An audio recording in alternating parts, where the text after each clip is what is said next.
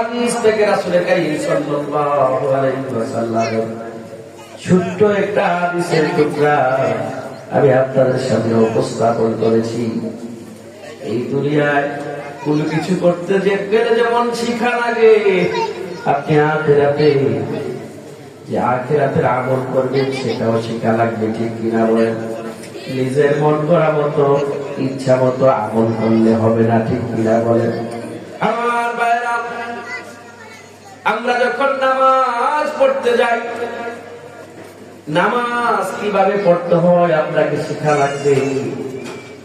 আপনার ইচ্ছা মতো রুকু করবেন, সিজদা করবেন, তাকে হবে।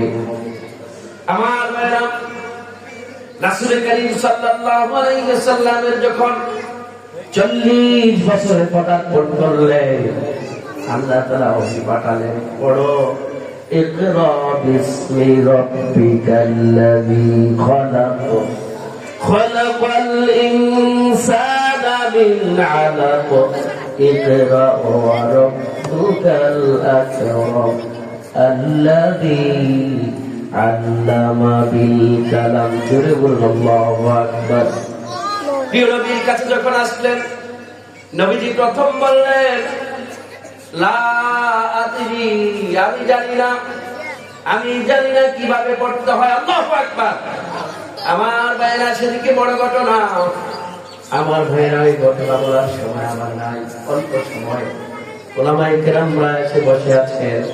যে কথাটা বলতেছিলাম, আমার ভাইরা, রাসূলকে আগে পড়তে বললেন। রাসূল 3 বার বলেছিলেন আমি পড়তে জানি না।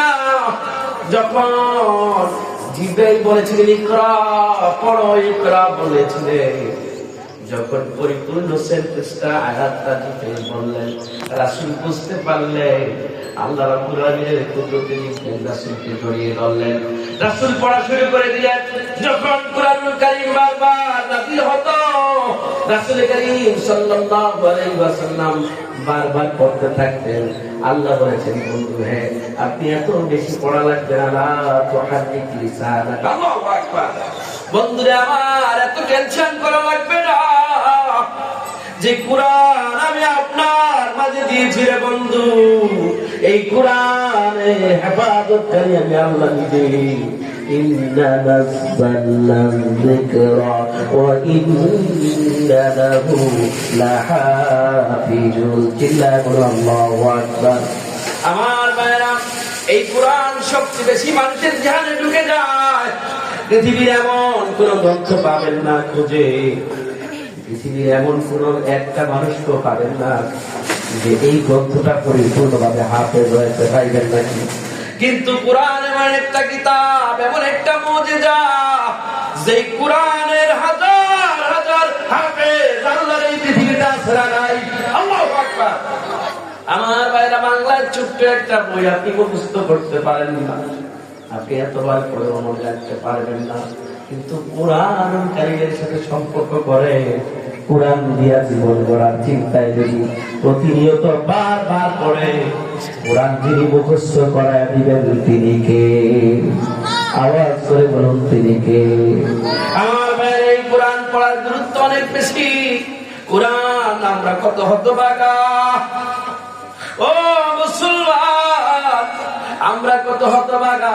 কুরআন শরীফ অনেকেই পড়তে পারি, কিন্তু কুরআন শরীফ সুন্দর করে আমরা তেলাওয়াত করতে পারি না, ঠিক কিনা বলে? অসংখ্য ভুল আমরা কোরআন শরীফ পড়ি, অথচ আল্লাহ বলেছেন ওয়ারাত্তিলিল কুরআনা তারতিলা। ও মুসলমানেরা, তোমরা কোরআন পড়ো, তারতিলের সাথে, তাফসীরের সাথে সুন্দর করে কোরআন পড়ো। আল্লাহু আকবার। আপনি যখন সুন্দর করে আবেগ দিয়া কণ্ঠ উজাড় করে কোরআন শরীফ পড়বে, দেখবেন কোরআন শরীফ পড়ার মাঝে মজা আর মজা, ঠিক কিনা বলে? আমার ভাইরা, দুঃখজনক হলেও সত্য, আমার ভাইরা, দুঃখজনক হলেও সত্য, কোরআন শরীফ তো শুদ্ধ করে পড়তেই পারি না। কয়েকজন মুসলমানের করে কোরআন শরীফ আছে, আমরা বাংলা অর্থ সহ কোরআন শরীফ পড়ি না, ঠিক কিনা বলে? এই কোরআন শুধু পড়ার জন্য আসে না, এই কোরআন এসেছে আপনার জীবনকে পরিবর্তন করার জন্য। রান্নাঘর থেকে শুরু করে আপনার রাষ্ট্রীয় সংসদ সংসদ ভবন পর্যন্ত রাষ্ট্র কিভাবে চলবে এই সংবিধান আল্লাহ তাআলা করে দিয়েছেন। সুতরাং আমার ভাইরা এই কোরআন আমরা পড়তে রাজি আছি না ভাই? আমার ভাইয়ের জন্য আল্লাহ বলেছেন হাল ইয়াস্তাবিল্লাযীনা ইয়ালামুনা ওয়াল্লাযীনা লা ইয়ালামুন।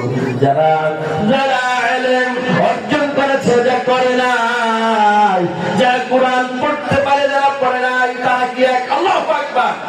আমার ভাইরা, এই জন্য আমার ভাইরা যারা কোরআন পড়তে জানে তারা সবচেয়ে বেশি ভয় আল্লাহকে করে। এই কথাটা আল্লাহ বলেছেন।